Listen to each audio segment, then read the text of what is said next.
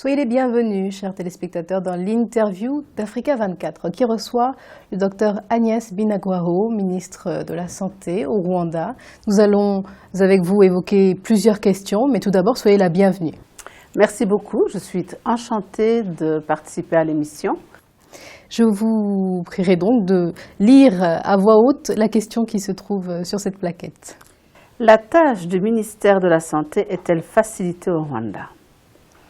Bon, je pense que le ministère de la Santé, comme tous les ministères, comme toutes les institutions de la République, ont une tâche facilitée parce qu'on travaille beaucoup en synergie. Et en fait, cette philosophie de travail qu'on applique depuis plusieurs années sous le leadership de son Excellence le Président Paul Kagame, on gouverne par cluster. On a 3 clusters. Le social cluster, duquel je fais partie et que j'ai l'honneur de présider. Nous avons le ministère du Genre et de la Famille, le ministère de la Jeunesse, le ministère du Sport et de la Culture, le ministère de l'Agriculture, le ministère du Local Government, le ministère de la Santé, bien sûr, et le ministère de l'Éducation. Et notre cluster est présidé par le ministère de la Santé et le ministère de l'Éducation. Et on se réunit une fois par mois et demi, pour discuter des nouvelles politiques, des nouvelles stratégies que l'un de nous propose de mettre en application dans le pays. Est-ce que ça ne complique pas un peu les choses pour trouver un consensus, quand il faut prendre en compte toutes les doléances de chaque ministère? Et au contraire, on trouve beaucoup d'aides et de solutions alternatives qui servent tout le monde. Et puis, quand on n'est pas d'accord, on se met d'accord sur quoi on est d'accord. Et on y va. Le président aime dire, on est comme une équipe de football. S'il y en a un qui ne joue pas le jeu, l'équipe perd. C'est un peu une attaquante de cette équipe de football. Même à travers le budget, la santé est mise en avant. La santé est mise en avant parce que le développement du Rwanda est basé sur le développement humain. Notre richesse, c'est notre population. Donc, on la veut en bonne santé, on la veut forte, on la veut éduquée, on la veut libre. Lorsque vous rencontrez des ministres de la Santé d'autres pays du continent africain, vous n'avez pas le sentiment d'être privilégié. Certains se battent pour obtenir 6 ou 7% du budget annuel. Je pense qu'ils pensent que je suis privilégiée tout simplement parce que j'ai le président que j'ai. C'est aussi simple que ça. Je crois que c'est le leadership qui donne le ton au pays. Non seulement on nous donne ou on nous aide à avoir les moyens, parce que nous ne sommes pas encore autosuffisants dans la santé, mais en plus de ça, on collabore énormément à notre réflexion de secteur. Le fait qu'on trouve que je suis privilégiée, oui, parce que de temps en temps, même dans des instances internationales, on prend des positions très avancées, et il y en a qui disent « Comment tu fais quand tu rentres à la maison ?»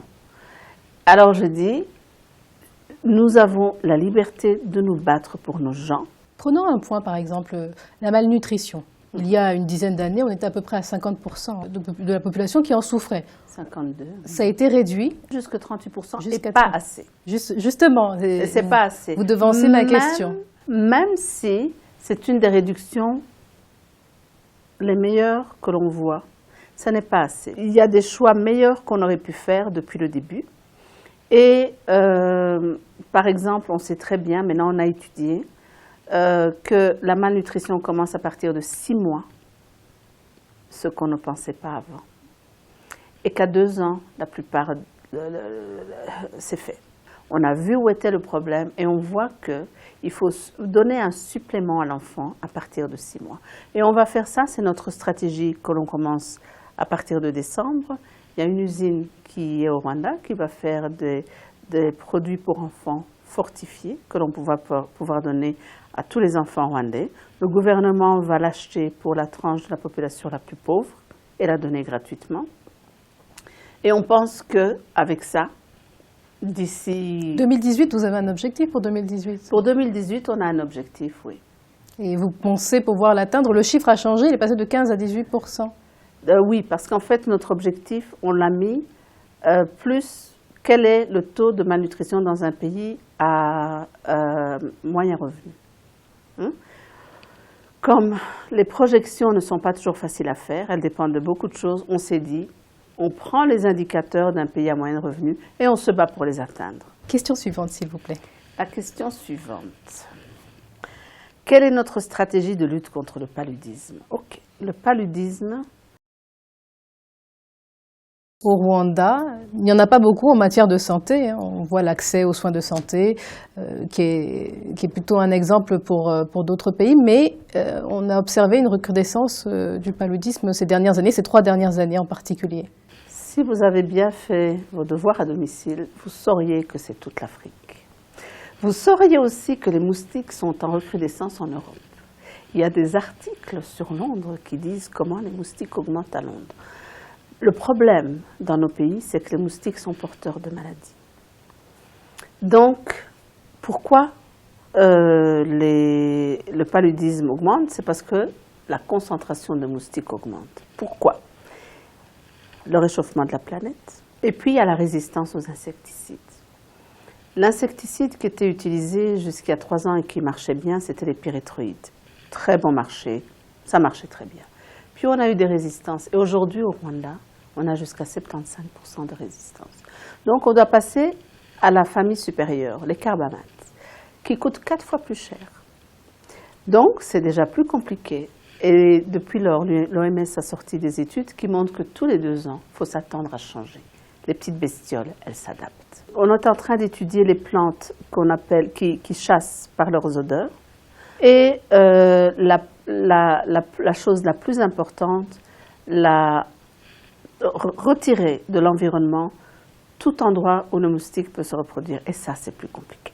Qu'est-ce que vous répondez aux Rwandais qui sont mécontents de cette situation? On a regardé quel est le profil des gens qui meurent. Normalement, ce sont les enfants de moins de 5 ans. Donc, on avait mis, dans chaque village, on a 3 agents de santé communautaire. Qu'est-ce qu'on a regardé? Qu'est-ce qu'on a vu maintenant en analysant nos données? On a vu que ceux qui meurent sont maintenant les jeunes hommes. Vous savez, les hommes en Afrique, je ne suis pas malade, je suis fort, je suis costaud. Non, non, je ne vais pas faire le test. C'est pas moi, ça. Et ils arrivent trop tard. Alors, pour pallier à ça, on a changé la stratégie au niveau du village. Les agents de santé communautaire vont tester et traiter tout le monde. Comme ça, c'est un traitement et un diagnostic de proximité. La malaria ne devrait pas tuer, mais elle tue ceux qui arrivent en retard. Elle tue ceux qui ne mettent pas leur assurance de santé en ordre, parce qu'à ce moment-là, ils n'ont pas d'argent pour payer. Elle tue ceux qui ne se mettent pas en position de bénéficier des services qu'on veut leur donner. Et enfin, on va terminer avec la question joker. Il semblerait effectivement qu'au Rwanda, vous ayez de nombreuses priorités, mais que la santé mentale n'en soit pas une. Est-ce le cas? Non. Je vais vous rappeler l'histoire du Rwanda. Le génocide de 1994 contre les Tutsis. Une société traumatisée, une société divisée, des survivants totalement traumatisés, des criminels totalement fous de ce qu'ils ont fait, une société à soigner. Mais on a eu une autre approche. D'abord parce qu'il n'y avait pas de psychiatre. Je suis arrivée dans ce pays en 1996. En 1996, il y avait un psychiatre, environ 8 millions d'habitants.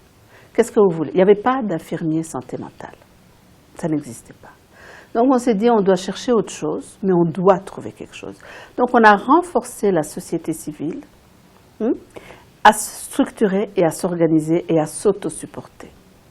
Donc les associations de veuves du génocide, de rescapés du génocide, des orphelins du génocide, on les a formés en conseil, en support des pairs, et on les a appuyés. Puis on a créé la formation de santé mentale et maintenant on a créé la spécialisation en psychiatrie. Donc c'est une approche de proximité. Et au niveau des hôpitaux alors? Cette approche de proximité, mais ce que je voulais dire aussi, on leur dit merci.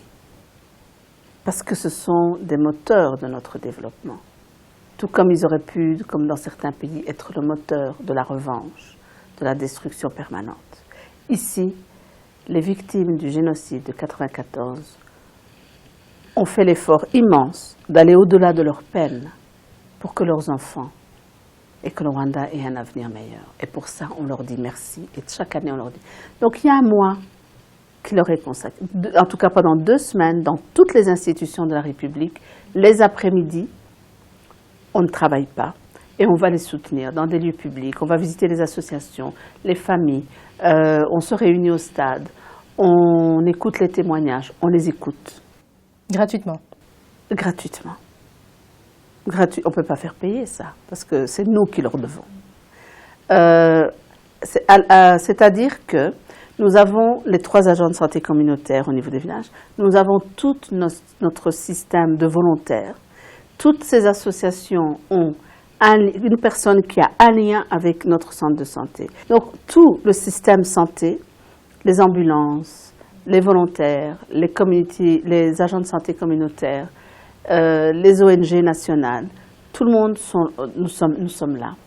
Mais pour les cas les plus graves, on note par exemple que seuls 6 hôpitaux sont équipés par exemple de lits d'hospitalisation qui sont spécifiques pour ces cas-là. Chaque année, le nombre de cas sévères diminue. Chaque année, la récupération augmente. On a commencé en 1994 avec très peu d'hôpitaux. Maintenant, on en a 46. Donc ça augmente. On a commencé avec 0 psychiatre, maintenant on en a 13. Vous me direz que ce n'est pas beaucoup. On en a environ 1 pour 1 million d'habitants. Mais nous sommes contents parce qu'on est sur la voie. Aussi, notre objectif c'est d'avoir un psychiatre, comme ça on peut avoir des lits. Alors maintenant, pour les psychiatres que l'on a, on a déjà 4 hôpitaux, vraiment, où on a créé des services de psychiatrie. L'année prochaine, il y aura de nouveaux psychiatres qui vont arriver. On va continuer à décentraliser les services de psychiatrie jusqu'à couvrir tout le pays. Écoutez, c'est ainsi que s'achève cette interview. Merci d'avoir accepté de répondre à ces questions. Je vous remercie beaucoup et merci beaucoup de visiter notre pays et de contribuer aux échanges que nous avons avec les autres pays. Merci à vous. Et merci également à vous, chers téléspectateurs. C'était l'interview d'Africa 24. À bientôt.